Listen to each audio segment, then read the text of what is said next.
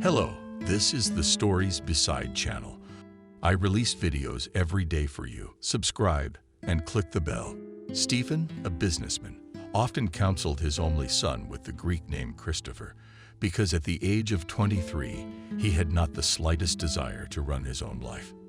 Stephen affectionately called him Christopher and tried to be consistent and firm in his intentions to make him a worthy heir to his corporation, which produced living modules for future lunar colonists. The name Christopher was invented for his son by his late wife Camille, because literally it meant bossy, and her husband did not dare to cross her for this reason. Stephen loved her wholeheartedly, breaking all cardinal principles, and could let her do as she saw fit. But one day there was a malfunction in her fragile human mechanism. Camille very quickly faded away. She stopped taking an interest in the living modules and in her son's progress, until eventually she passed away peacefully in a Swiss hospital. Stephen suffered the loss of his wife deeply and for a long time. He himself undermined his own health, went into conspiracy theories for a year, and began to think seriously about his inheritance, which no one but Christopher thought of possessing. Christopher, of course, had no idea of any such thing. With his mother while she was still alive and lucid, he had not had much contact with her, so he had not had time to penetrate the true depths of her mental algorithms, and he was simply afraid of his father because it was difficult to see him as an ordinary man, capable of the usual fatherly feelings. By the age of 23, having reached the peak of his intellectual capabilities, Christopher had failed to grasp in his mind the principles of management that would keep Stephen in control of his corporation. Imagined by Christopher as an unmanageable monster of that monster, he feared it even more than his father, and he could not imagine himself the master of it all, even in the rosiest of his dreams. Christopher knew no other life than the one boiling outside the walls of Manhattan, behind the countless hotels of Dubai, and the cozy cottages of St. Tropez and Nice. He guessed that such a life existed and knew that behind the smiles of clerks, marketers, secretaries, security guards, and drivers lay a terrible mystery of unfulfilled hopes and mangled fortunes. The question of inheritance became particularly acute when Stephen began to have the most unthinkable suspicion that his child was, as you might say, a man.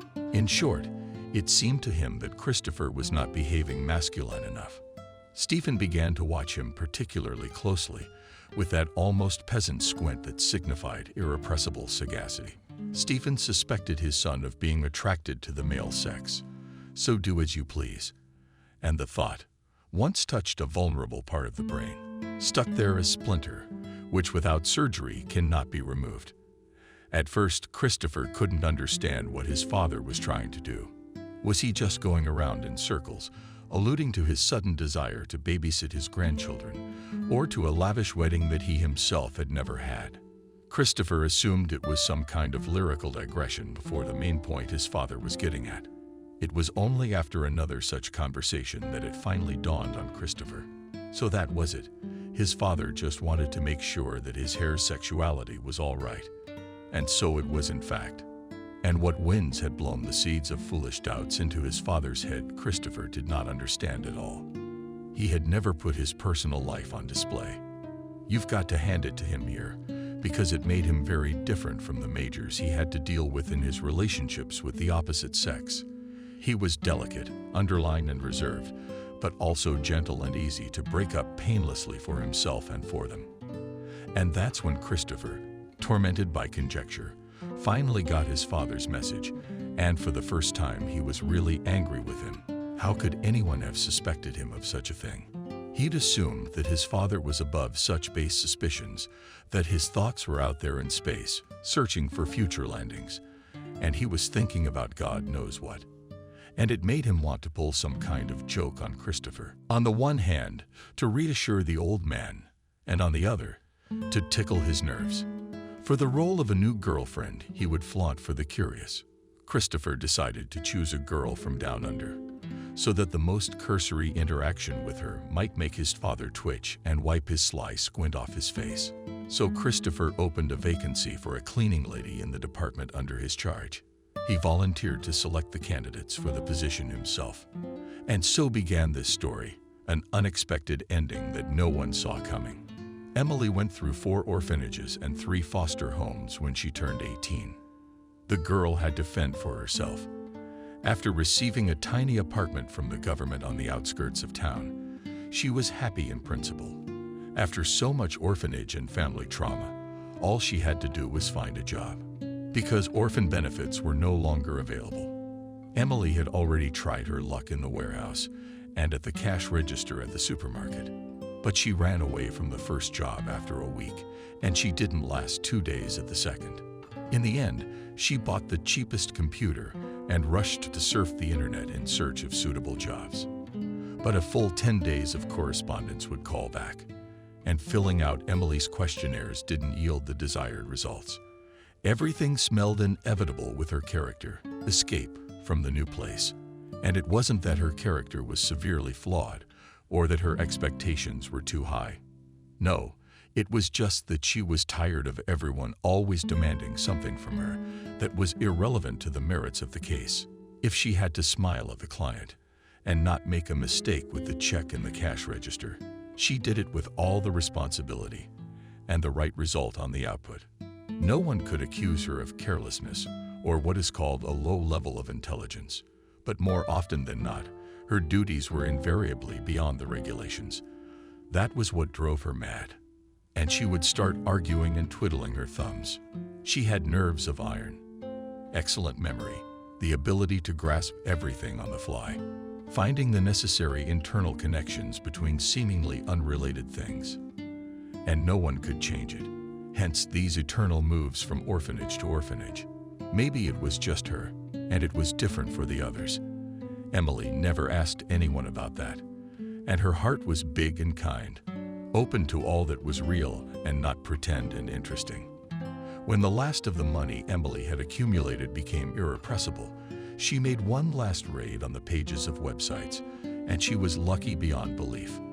Working as a janitor in a prestigious business center, she was not used to cleaning toilets, and her salary was approaching 5 zeros. Emily called, answered a few basic questions, and, to her surprise, was invited to an interview with the director himself. Emily's closet hadn't changed much since she left her last guardians, so there was no choice for the upcoming trip to the epicenter of business life but to wear her only business suit. She looked ridiculous in it. And why do you have to go to the interview with the director himself? It was not her job to be a secretary. It wasn't easy for Emily to find a right office. At the business center, she knocked. "I figured as much," he said. "So what about the coffee?" "No, I don't need any." As if apologizing, Emily answered. "And I, with your permission, won't refuse," said the guy. He put out his cigarette in the ashtray, pressed the selector button, and said to Evelyn, "May I have a coffee, please, in my office?" "Black." Heard from the speaker. "Yes, black." "Thank you." And then he turned to Emily again. "How old are you?" 18. The guy looked the girl from head to toe. Fortunately, the transparent table allowed it. "My name is Christopher," he said. "I'm in charge of this department." "And you, Emily?" the girl answered. "I have relatives abroad." "What's that for?" Emily blurted out. "I'm sorry, no." "Anyway, who knows? You haven't seen Star Wars?" "No. Should I have?" "I'm more of a detective guy." "No," wiped the smile off his face. Christopher said, "I'm just saying." "I'm an orphan," said Emily. "I have no idea who my parents are." "That's how." Christopher made a surprised gesture with his eyebrows and walked away from the table to the window again. There was no criminal record. Emily frowned. Strange questions. If you're an orphan, you must have a criminal record, she thought, but immediately tried to pull herself together, but felt that she was not very good at it. "No," she answered. "I suppose security would have reported it to you." Christopher turned around sharply, looked at her again carefully. She was perky. She's shy, though. Why was he jumping all over the poor girl? Any relatives with a criminal record abroad? Wouldn't he have asked her if she had an unhealthy interest in classified documents? He went over to the table and sat down across from Emily. "I haven't had time to look at all the documents yet," he said. "You don't think you're the only candidate today, do you?" He lied, of course, because Emily, in the 3 days the position had been open, was so far the first person Human Resources had selected for a personal interview. Until this moment, this fact had not embarrassed him at all. It was only now that he suddenly realized what it was all about. A high salary, plus access to some secret cleaning rooms. The whole thing in the ad looked like a setup. It was like they were looking for someone to blame for something missing. "Just a second," said the young man, turned on his laptop, went to the job site, and deleted the ad. Then, staring at Emily, he asked if you were confused about the salary. "What do you think? Is it a lot or normal for such a position?" Emily lowered her eyes and didn't know what to say, so she decided to tell the truth for some reason. "No, I was more confused by the name of your department. The fact that it's venture capital or investment. The first one you figure out what it means. So are you taking me on or what?" Emily had already decided that she had failed the interview by expressing her incompetence about everything. I don't know why she blurted it out. If only Emily had known that Christopher himself was embarrassed by this unprompted conversation. In contrast to her, he simply had better control over himself, and it was impossible to understand what was going on in his soul. He liked Emily just the same in the sense that she held herself with dignity, and in the fact that she had an appearance that was quite suitable not to embarrass strangers, but at the same time to make the intended impression on her father. If you dress her up, do the right hairstyle, and work an experienced makeup artist on her face, she is not inferior to any of his former girlfriends, which licked half of his friends. And there was something else about this girl. But what was it that Christopher didn't quite understand? He'd noticed the sweet tickle in his heart when he'd first seen her, and even more when Emily had told him she'd never met her parents. How had she ever kept herself that way in the reality from which she had appeared to him? The secretary entered the office and elegantly swept her hips and placed a steaming cup of black coffee in front of Christopher. "Did your father ask you to come over as soon as you were free?" she said quietly. "Thank you," thanked Christopher. He looked at her, Evelyn, who was also leaving elegantly. Then he smoked again. He took a small sip from a small cup and leaned back in his chair. "I have your contacts," he said. "I'll be sure to call you, Emily." Christopher had already made up his mind, but a pause here was a necessary element. "May I go now?" Emily asked timidly. She looked disappointed. "Yes," Christopher answered. "Tomorrow I will make the final decision. Wait for the call." "All right," Emily concluded, and trying not to make unnecessary movements. Like Evelyn, she left the office, closing the door behind her. She pressed herself against the wall and exhaled. Her head was a mess of scraps of overheard phrases from cigarette smoke, still obscuring her eyes, and she didn't quite understand why she was so worried. She had seen a lot of offices in her life, and she had even more conversations with those on whom her life depended. Something else confused her more than the importance and simultaneous stupidity of the questions and answers. It was a premonition of some new turn in her destiny, not at all connected with cleaning office rooms. But why would she suddenly start to rant too? That premonition, pushing herself back into reality. After the interview, Christopher stopped by his father's house, just as he had asked.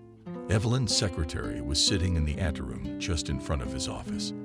To Christopher, she resorted part-time. His daring plan now had a foundation in the form of Emily, and it was straightforward to say that he would carry it out and convince his father of his terrible mistake. Christopher began Stephen at once. "There's going to be a big business party, and the Americans are coming to see you." "What do you mean?" Christopher was surprised and wanted to smoke again, but his father stopped him with a gesture. "Well, don't just smoke here. When are you going to quit? You promised last year." "I'll drop it," Christopher said, and tucked the pack into his pocket. "My nerves are shot." "You're the one with the nerves." Dad grinned. "What's the matter with them?" "Yeah, Christopher's been acting all mysterious." "It's too early for that." "About what?" Come on, tell me, son, what else you got on your mind? This is no time for your nerves. So, what's this about my soul? You're taking Christopher's word for it. No, you talk about your soul afterwards. What's there to talk about? Anyway, my fiancé, that peasant squint finally disappeared from Stephen's face. What fiancé? Why don't I know anything about that? Anyway, come on. What's the matter with her? What about a girl? What's her name? Emily's a good name. I hope it matches everything else too. But that's up to you. You have to live. I want to see her. I won't criticize. Don't worry. I'll do my best. Stephen took a thick folder of papers from the table and gave it to Christopher. Here, read this on the technology they want to invest in. Interesting stuff. Och, Christopher assured his father, taking it all. That's it. Who else knows about your fiancé? Just me and you. Good, Stephen nodded. I'd hate to hear about it. Not from you, but from the pages of some tabloid. You know I won't spy on you. But don't abuse my trust. I may be kind, but you won't like it if I get angry. The next day, two important events occurred in Emily's life. In essence, they, like the news, were mutually exclusive, one good and one bad. The good one was that the director of venture capital called with an offer to start work tomorrow, right in the Empire, after passing the necessary medical examinations. And the bad was the subpoena, where Emily went the same day and found out that the last of the trustees had messed up the paperwork regarding her apartment pretty badly. Emily went to work in a depressed state and received brief instructions from the security department. The office manager told her about the strict itineraries that were to be strictly adhered to without distraction or distraction to anyone else. Then he gave her some unpretentious equipment and overalls, and she never saw him again, nor did she see her boss, Christopher. For the next 3 days, she did not see him in the office or in the corridors. It was as if everyone had forgotten all about her after the preliminary procedures. There were no supervisors above her, with their excesses and directives, and no coworkers with whom she had to talk to. In the next wing, there were the occasional unfriendly people from the cleaning company Eraser, which was hired to clean the other offices. Emily read the name on their name tags. And then there was a trial as indifferent as anything that had surrounded her since the beginning of her free life. And the verdict of the judge led Emily to despair from the apartment to which she had managed to get used to. She should have moved out and moved into a communal apartment in the middle of nowhere, with a drunken couple scandalizing to her right, and an older man who had just gotten out of prison, having served 5 years for molesting a student, to her left. Now Emily was sobbing bitterly, returning from work to her 2x3 hole, in the corners that bloomed with black mold, and was afraid to sit in the bathroom for long, surely knowing that the former rapist had already mapped out a new victim. All in all, everything in life went downhill.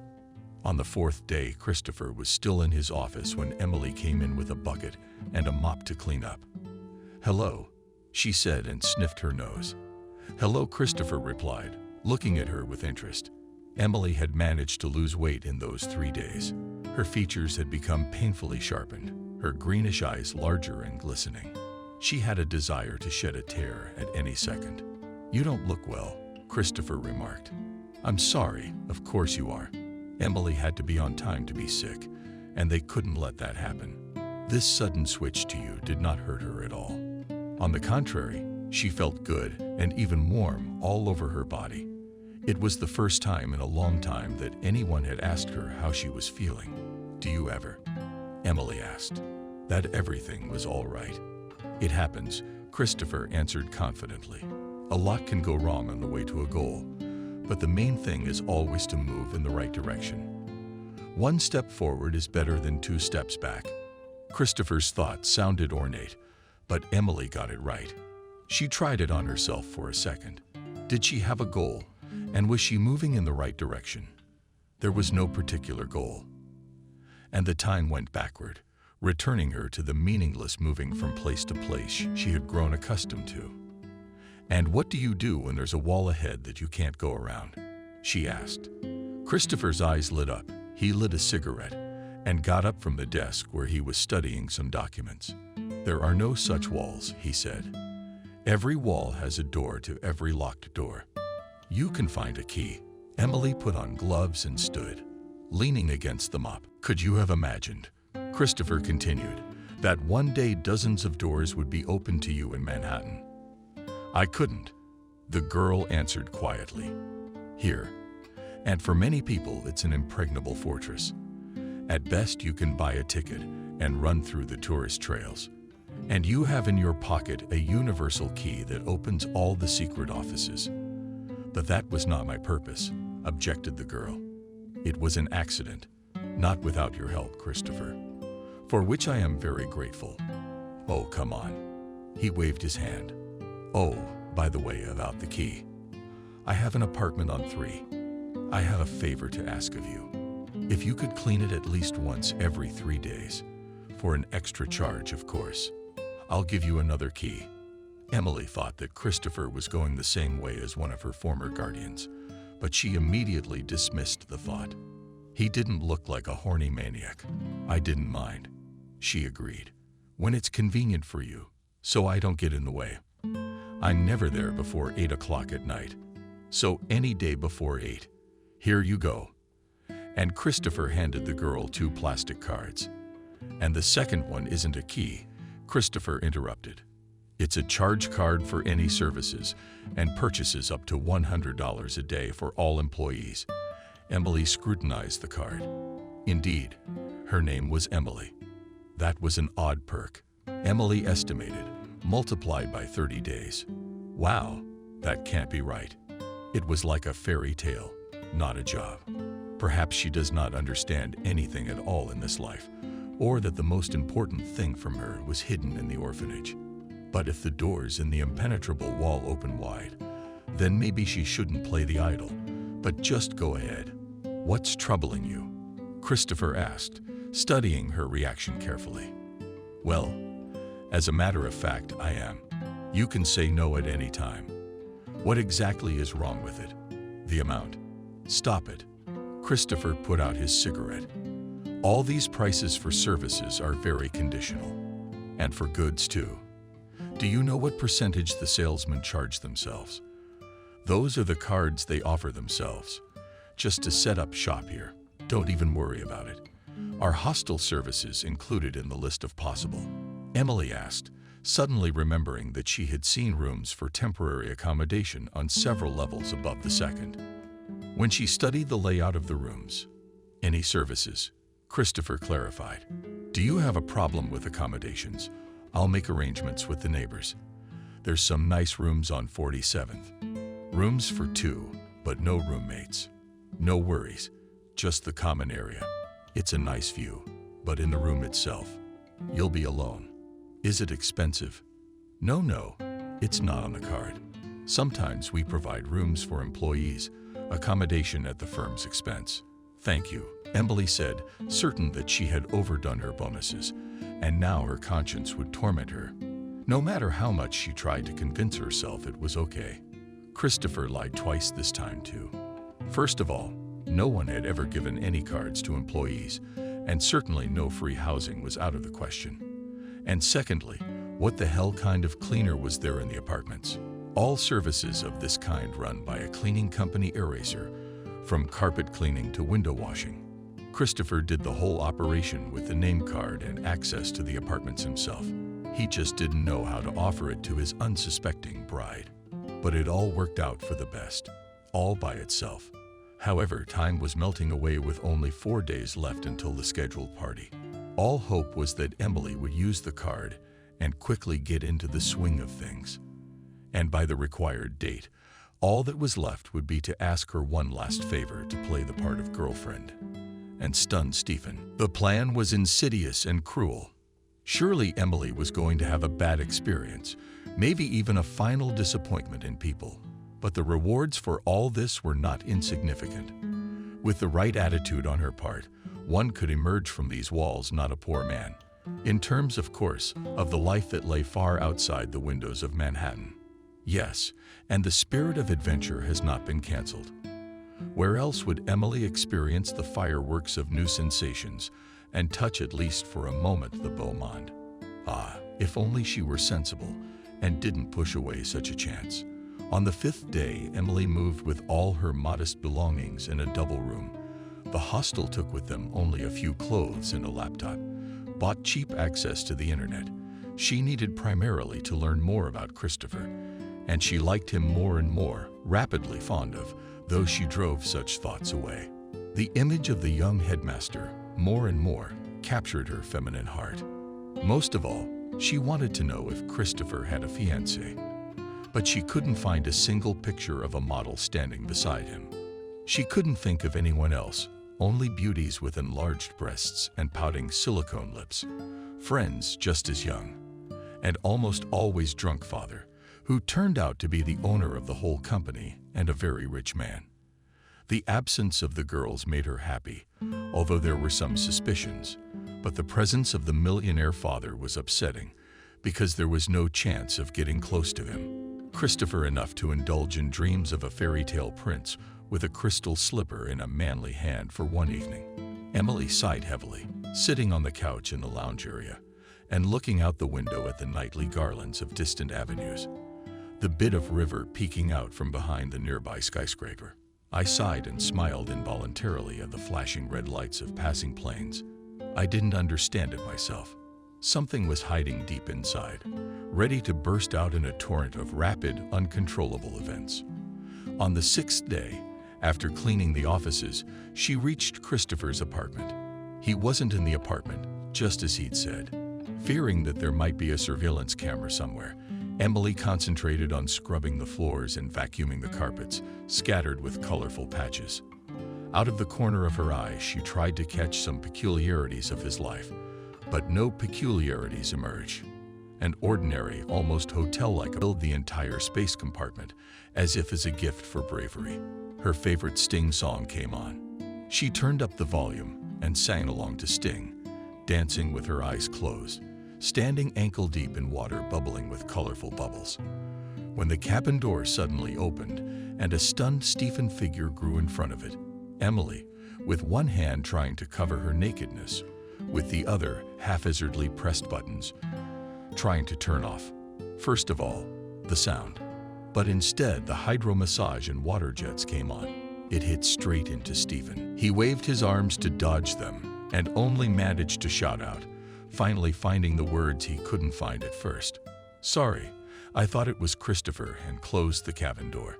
Stephen stepped out of the tub, rubbing his gray temples and assessing the damage the water had done to his suit. The damage wasn't that great, and it was worth what he'd seen a moment ago. Was it the bride? Good darned well Christopher's son. He must wait for her and apologize without fuss. He was in urgent need of documents about an impending transaction, which Christopher dragged home and was unavailable by phone. But Stephen couldn't find the papers in the apartment. But he did find something more interesting. This boring scribble. And Emily hurriedly began to get dressed. My God, what is she going to say to him? It's God himself. She recognized Stephen, of course, since he was often glimpsed in the pictures she'd looked at. Is there an excuse on Emily that wouldn't sound like the ravings of a madman? Pulling on her work robe, she suddenly realized that with an outfit like that, there were definitely no excuses worth even talking about. It was either leave silently, turn in her keys and cards at the front desk, and never show up in Manhattan again, or pretend to be Christopher's girlfriend. This explanation will be enough for Stephen. It's a lot easier to talk to Christopher. He must be sympathetic to her innocent prank, because even though he tried to look aloof, he sympathized with Emily. She felt it with all her being. So the girl did, threw off her robe, wrapped a towel around herself, and came out of the bathroom like that. For God's sake, honey, I'm sorry, Stephen began. I didn't think I'd find anyone here but Christopher. He doesn't usually invite friends into his house. Oh, that's all right. Trying to be as confident as possible, Emily said. So that's what you are. Emily, it seems. Your name. Did Christopher ever tell you about me? The girl was surprised. Well, aren't you his fiancé after all? Don't tell him I've seen you before. He wanted to introduce us to each other. The day after tomorrow at the party. Let's pretend we don't know each other. Fiancé. Emily asked again. She was growing more and more surprised. She didn't even have to play the part of girlfriend. Stephen had convinced himself of everything without asking too many questions, and it was strange and completely incomprehensible. Yes, and I'm sorry for rushing things, Stephen continued. I hope you can work out your relationship. He said you had a quarrel, but I am glad to see that you seem to have reconciled. You don't know where he's gone. I have a document I need to pick up. No, I don't know. I just got here. I just had time to take a shower. I'll call again in a minute. Stephen muttered in a low voice, took out his cell phone and dialed the number on the shelf. The phone rang next to the TV. What a jerk, swore at the man. I left my phone at home. Oh, by the way, I didn't even introduce myself. I'm the father of that jerk, Stephen. It's a pleasure to meet you. Emily held out her hand, still warm from the shower, and smiled. And I'm Emily, the bride, as you put it. I hope Christopher meant me and not someone else. Stephen grinned. I hope to see you at the party the day after tomorrow too, he added. And with that, I bid you farewell. There's still a lot to do. As soon as Christopher shows up, tell him to call me right away. Or better yet, to bring me the documents just about our meeting. Please don't say anything. He winked. It turned out very nice, and so. Naturally, Emily felt for a moment like she really belonged in this apartment. Good, she said, answering the man with a smile. And Stephen left, and Emily quickly made her way after he left to her room on level 47, and only there was she able to think calmly about what had happened. But what was there to think about? She understood one thing, though, that Christopher had a fiancée, whom his father had not yet seen, and that fiancée's name was Emily. That coincidence was disconcerting, and she suspected that something else was behind it, something directly concerning her. Christopher's excessive concern for her had been questionable from the start. It was hard to believe that this was the way the whole staff was treated here. It needed to be verified. So Emily headed to the beauty salon. She knew from experience in hair salons that in such places, where people of all sorts flock, who like to chat during a session, you can learn a lot of interesting things about what you wouldn't even learn from the internet. The first place she came across was Salon Persona. She sat down in a chair and ordered a haircut at the master's discretion. A young guy named John with very typical beauty salon manners. He was talkative. The time was approaching 9 p.m., and maybe that's why there were no customers other than Emily. The guy circled around the girl, squinted and pictured her in different ways, lifted strands of long hair over her shoulders, and concluded, you will look very good in a sessional. It will accentuate your beautiful neck. Okay, not even imagining what kind of haircut it is. Emily agreed, and John went to work. He wielded the scissors as deftly as his tongue, and in 10 minutes he had already given rise to the question Emily was trying to ask. Lately, he complained, clients flocked to the gyms in droves in the evenings and were bored. Since 6 o'clock in the morning, you're the first one to come in for a manicure. And there's a lady sitting there. It sucks. Not enough clients. Office hours are long gone. Emily brought Emily up to speed. What kind of client goes at this time? Many by this time, just beginning to wake up. At least a year ago, after the pandemic, we worked overtime until 10 and barely made it. Now we close at 9, but 2 or 3 hours often turn out to be empty in the evening. Even the local staff doesn't go on bonus cards. What kind of cards? John was surprised and froze for a second, looking at Emily in the mirror. Don't employees get cards for all services within the empire? I have one of these. John flicked his scissors in the air. He made a Jack Sparrow-like circular motion with his hand, and then hovered again. Then he thought to himself and muttered, "It's the first time I've heard about it. I'll have to check with my accountant. Maybe I missed something. We have vouchers, but that's different. What department are you in?" "I'm in venture capital," Emily said. And then she added the manager at Christopher's. "He has one of our clients, and they're always inventing things, but bonus cards aren't really their style. You surprised me." I see, thought Emily. So there's no such thing as bonus cards. And the whole thing is a fabrication of Christopher. But for what? In about 20 minutes, the haircut was over, and the card payment was successful. Emily found out everything she needed to know. It appeared that Christopher intended to involve her in some game of his own. But he had not yet explained the rules of that game to her. And when was he going to do that? If he wanted to introduce her as his bride, it would have to be the day after tomorrow. Then why doesn't he say anything? What excuse did he want to make up to give her such a strange invitation to the party? In any case, she was once again a plaything in someone else's hands, as she had always been before in her life. Who wanted to make an obedient doll out of her? Who wanted to make money out of her? Who wanted to fulfill their unfulfilled childhood dreams through her? Who just wanted to satisfy their parental instincts? And Emily decided that she would not let anyone else do anything like that to her. As long as they could, she would play, but only by her own rules and with her own keys to all the doors. The card was to be used to the fullest today. She got a manicure and a pedicure at the same salon. Then she bought a gorgeous red dress, high-heeled shoes, and an elegant necklace with fox emeralds that accentuated the green of her eyes. Then she dined at the most expensive restaurant, went to the movies, and satisfied that there was no limit on the card, she returned to her room. She slept soundly and sweetly, so she was even half an hour late for work in the morning, to which absolutely no one paid any attention, and she felt like a queen of the situation. In the evening, having finished with the offices and toilets, Emily ran through the salons and stores again. There was one last check to be made. The inspection party was to take place tomorrow, and Christopher never said a word to her about it. She hadn't seen him anywhere today, though she'd been in his office 5 times at different times. Was she mistaken? In just 24 hours, Emily had become so invested in the role of bride for the evening that she no longer wanted to deprive herself of the pleasure.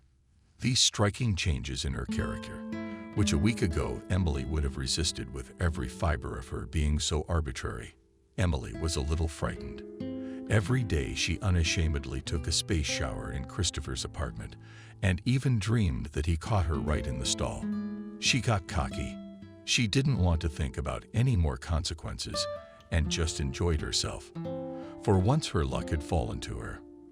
Returning with 2 huge bags of booty to her room, she changed, ran into the lounge area, where none of the neighbors recognized her in her new attire, and tossed the plastic key to her apartment. Christopher in the microwave before she put it in a glass of water. She waited a minute, took it out, and left under the astonished looks of the 2 boys. I decided to visit the beast in its lair, and at a moment when he wasn't ready for it. However, just before the door of Christopher's apartment, she was suddenly frightened. Was Emily insecure and perpetually expecting a painful catch? For a moment she came back again. Only on the 3rd attempt did she knock. Christopher appeared to be home. When he opened the door, he froze, trying to figure out what kind of girl was standing in front of him. "Hi," said Emily. Only then did Christopher finally wake up, which caused a whole gallery of mixed emotions to run across his face. It stopped at Emily's goofy smile. "Oh my gosh, I'm shocked. I didn't recognize you." "Hello. What are you doing here? The key doesn't work." Emily showed Christopher a plastic rectangle. "Come in," Christopher suggested, letting the girl in, and shut the door behind her. "What are you so dressed up for? What's the occasion, if you don't mind me asking?" "Well, that's what I'm here for. My girlfriend invited me to a wedding tomorrow. I want to get out early after 2 o'clock. Anyway, the key to the apartment doesn't work, and while you make a duplicate, she also switched to you without even noticing it." Now she saw herself as the mistress of the situation, and subconsciously, if only briefly, feeling herself to be Christopher's equal. Christopher didn't seem to notice it either. Or had he quickly managed to pull himself together? "Tomorrow?" he asked again. She paused, her tone of panic in his voice. "Yes, I'm sorry. I couldn't warn you sooner. I just found out myself. I wanted to ask you something important, too." "Oh, bummer. Aha, thought Emily. It's getting really hot. So my instincts were right. Come on, come on. Creepy. How interesting. What are you going to think of now? Christopher didn't really and defensively fancy laying out his whole plan for tomorrow night to Emily. He would do it a little later anyway, showing up directly at the girl's room, but she beat him to it. My father is suspicious of me, and in vain. He started off in an unconventional way, so to speak. I had to calm him down, and I had already found the right girl for such a role. For the time being, not forever, of course. But at the last moment, she said no. And then I thought of you, and I wanted to. Anyway, I was wondering if you could help me. Not for free, of course, just for one little evening. I don't have time to think of anything else. But that's what escort services are for. Playing along with Christopher, Emily said. Oh, please. Christopher looked up to the sky. They'll know all about my performance. My father would see through me in a second, especially since the escorts are all the same face and with a banal set of qualities. And he'll be even more suspicious of me. Is that so critical? Emily asked them. Christopher looked at her again with surprise. Apparently, he was embarrassed by the word critical, which he did not expect to hear from a simple cleaning lady. And you're exactly the Emily I saw 2 days ago. Emily grinned. I don't look much different from an escort in this outfit, she said. You don't look anything like them. You have a lively look. You don't look like a mannequin. And that haircut suits you well. John must have done some work. Yeah, and thanks a lot too. The limits on your card are this. The card does what you want. So about tomorrow night, is there any way to make adjustments to your plans? I'm afraid not. Emily shook her head. It'll only take an hour or so. The banquet is scheduled for 4:00 p.m. I promise you my chauffeur will take you after 6. Where do you want me to go? Help me out here, girl. I'll just introduce you. We'll talk to your father for 20 minutes. That's all. Get lost in the crowd and quietly disappear. Emily looked very thoughtful. What am I going to talk to him about? I just get confused and look like a fool after a pause, she said. Well, that's good. Christopher didn't think about it and blurted it out. Oh, sorry. Not that it's good. It just doesn't matter. It was noticeable that he was blushing slightly. Apparently, sensing this, Christopher hesitated even more and turned away, walked away to the window and lit a cigarette. So there it was, flashing through Emily's mind. That's exactly the fool he wanted. But why? Did he just want to gloat over his father by trying to convince him that he was going to marry a shallow girl? It had been an unexpected turn for her, but at least now everything was falling into place. All the strings tied into one unpleasant knot, which brought Emily back to her old sorenesses. Surely Christopher had advertised the position to find just such a simpleton. There was only so much about her he did not yet know, and there was much she would try to show him tomorrow, both to his father and to the guests who would be there. And then she would tell him all the things she was silent about.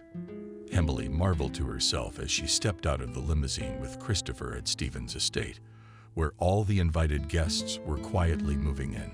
She was surprised that she wasn't as nervous as she had been the first day she'd rushed to her job interview in Manhattan in a stupid business suit.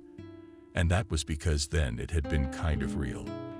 This time she was just an extra, which would end with her triumphant exit from the stage anyway. Would she appear to Stephen and the guests as a fool, as Christopher had planned, remain in the shadows, or display her best qualities? Nothing else was decisive.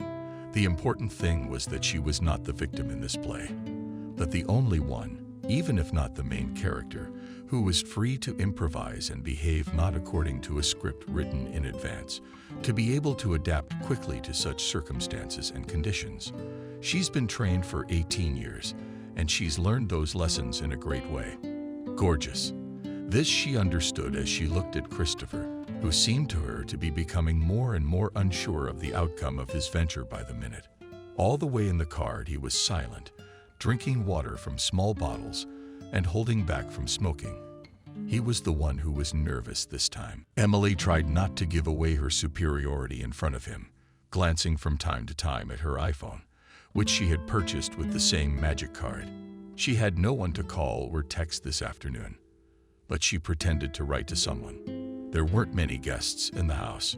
5 smiling Americans, several middle-aged married couples, a small group of young people, only 2 of whom came with their girlfriends. Stephen himself is the most solid and gallant of all, and the bride for the evening. With a worried Christopher, waiters scurried about with trays of light sandwiches and champagne. The security guards were moving slowly down the hall, trying to be discreet, but standing out in their smart suits and to gain momentum. Christopher was always smoking in the designated smoking room. On his way out, he looked for Emily every time. And when he found her, he was amazed to see that she was not lost among the guests, but that she was talking to more and more people, gathering around her grateful listeners and interlocutors. Everyone began to involuntarily reach out to her. Emily was becoming the center of attraction at the banquet. Christopher could not stand it any longer and came closer to listen to what she was saying to another company that surrounded her on all sides, and witnessed the story of the treachery of Pennsylvania crickets. "And you, Emily, are like a firefly at this party," said Christopher's buddy's girlfriend. "Finally, our friend has a worthy mate.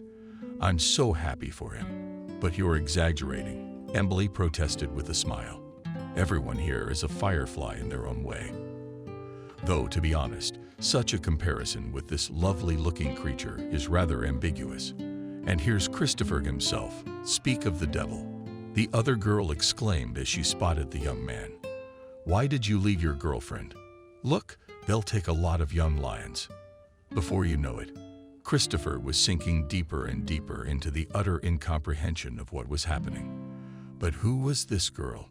A simple cleaner from an orphanage, capable of charming people sophisticated in etiquette in 5 minutes. This was nonsense. It seemed to him that the whole room had already migrated closer to Emily. He wanted to take her to a secluded corner to ask her a lot of questions, but he was overtaken by Stephen, who elegantly dragged the girl with him. Christopher went out for a smoke again, where he was now alone, and from there continued to watch the unthinkable plot unfold. The party went on for longer than expected. Christopher was confused, distracted, and unhappy with himself, answering his buddy's questions inappropriately. In general, he seemed rumpled and tired, so it wasn't long before no one paid any attention to him at all. Only Emily herself finally took him under the arm and led him into the lobby, where there were no people except them. "Are you happy now?" she asked him with a defiant look in her eyes. "Or was I not fool enough? What did you want? I don't understand what this was all about." Christopher looked like a delinquent teenager. "So what went wrong?" Emily kept stepping in. "Maybe you were confused by my vocabulary. It's a bit much for a janitor, don't you think? I have many more interesting and instructive stories to tell. I'm sorry if I disappointed you." So she opened her purse and pulled out her name card. "Here, keep it as a memento of me. I hope my mission is now over. Don't worry. I don't have to go to any wedding either. I'll take a cab home. I'll just get my things out of my room first and find you another cleaning lady. Unless, of course, you still want her. Tell Stephen I'm sorry I left without saying goodbye. He's a good man and the only one I'm sorry to part with." While Emily ran down the stairs behind her, ringing the bell, a cat came scurrying along as well. The girl crouched down again to pet her. "You too, little one," she said. "It was a pleasure doing business with you too." She smiled one more time, glanced at the bewildered Christopher, and walked out into the warm June evening, pleased with her happy ending. Christopher lowered his eyes and stared bewilderedly at the black map on which Emily had been displaced in gold letters. It had only been 3 days since that party, but Emily felt like it had happened in a whole other life. She didn't feel like a winner for long. Once she found herself in a squalid communal apartment, she threw off her strange armor of a warrior and turned into a girl who still needed protection and sincere love. What and to whom had she proved? Probably everyone had already managed to forget her, sinking into the usual routine of their affairs. And again, she had nothing really her own. No apartment, no classes, no close friend, no goals, not one of the keys to the intentionally closed doors. But nothing. She'd been through it more than once. Now all she had to do was load herself with something on the edge of unbearable. At least go to the same warehouses, or even the auto shop. In one of her foster homes, she had spent 6 months in a garage, dismantling and reassembling engines, until she broke her collarbone when a wheel fell on it. Emily chuckled involuntarily when she remembered it at the hospital. A woman from a children's rights organization came to see her and discharged her to a familiar boarding school, not even allowed to say goodbye to the guardians. At that moment, the door to the room swung open, and a repeat offender neighbor appeared in the doorway. Emily was used to locking the door behind her, and the man might as well have taken that as an unmistakable hint. "Hi." With a cheeky grin on his face, he said, "You've gotten prettier, I see." While you weren't in our crib, he already did. There was a step forward when the doorbell rang. "Who the hell else is here?" Frustrated, he said, and went to open the door. From there, Emily heard only the polite bass, some indecipherable, obviously aggressive objections from her neighbor, then the thud of a body falling to the floor, and a low knock on the door. "Emily, you sounded unfamiliar." A bass voice. "Yes," said the girl, growling cautiously. "What do you want? Who are you?" "I apologize for the sudden intrusion, but I know you, Stephen. Waiting for you downstairs in the car. Would you please get dressed and go down to see him? He has some questions for you. It won't take long. And I assure you, there's no danger of communication." He asked me to emphasize that.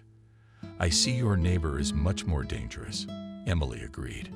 She really had no choice but to stay here with this horny fellow, whom she found lying unconscious in the corridor was the least desirable option. She dressed quickly and ran outside, taking only her purse and phone. The owner of the bass thug in his 30s, smiling sweetly, opened the door of a black limousine, gesturing for Emily to climb into the cabin. In the cabin, Stephen was waiting for her. He was calm and serene. "Good afternoon, Emily," he said. "I'm sorry to rush over unannounced. I called you, but apparently you have a different number now." "Hello. Yes, I changed my number. Is there something you wanted to talk to me about?" "Actually, I wanted to make you an offer." No, not like that. Although, to be honest, you would do me the honor. And in that case, I'd like to offer you a job at my firm. Just don't object right away, please. I've learned enough about you lately, and I'm sure you need work and attention from people who haven't been able to appreciate you at all. Is that so?" Emily was surprised. "It's part of my day-to-day job to make inquiries, and I learned of Christopher's scheme after our ridiculous meeting in the shower. It wasn't hard to figure out his intentions. I wondered, as you do, how he was going to get out of an unscripted play. I was sorry to see him at that party. But you, Emily, you shined. Many people still remember you, asking where you disappeared to, and if Christopher was crazy for suddenly turning down your company. And the heart of an old man. I will not hide it. You, too, have conquered your iron character. You remind me of my late wife, Camille. It was she who made me a successful man and taught me how to understand people. Only it's between you and me, Emily, that no one knows that she was the real creator of my business. She was an amazing woman. I thought they didn't exist anymore. Until I met you and got to know you. I apologize for so many compliments on my part, but I'll let myself not hold back today. I've got a lot on my mind. Let me show you something.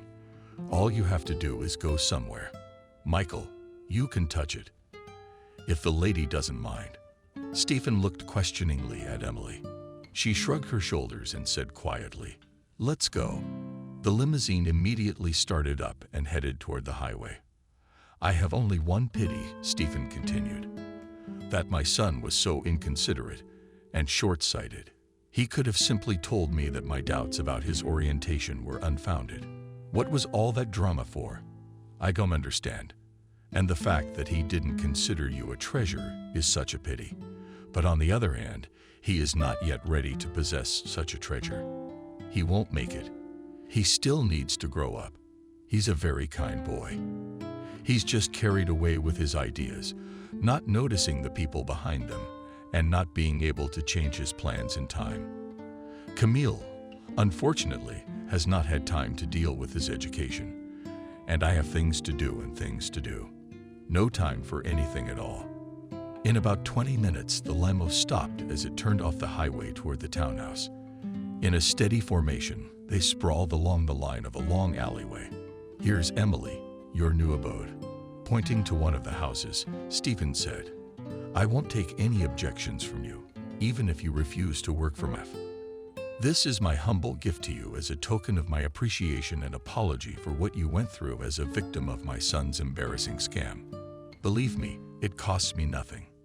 And you needed to get rid of the neighborhood of not quite decent people once and for all." Emily just clapped her big green eyes and didn't know what to say. She knew there was no point in objecting to Stephen, and she didn't want to either. Suddenly, everything seemed so natural and at home, as if she'd known Stephen forever. Everything finally seemed to come together into the right picture.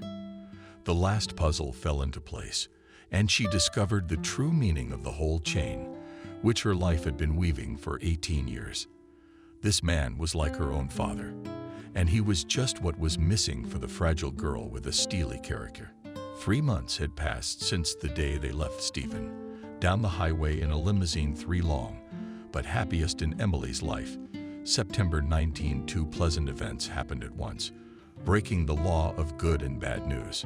First, it was her birthday, and second, she and Christopher had a modest wedding, attended only by his closest friends.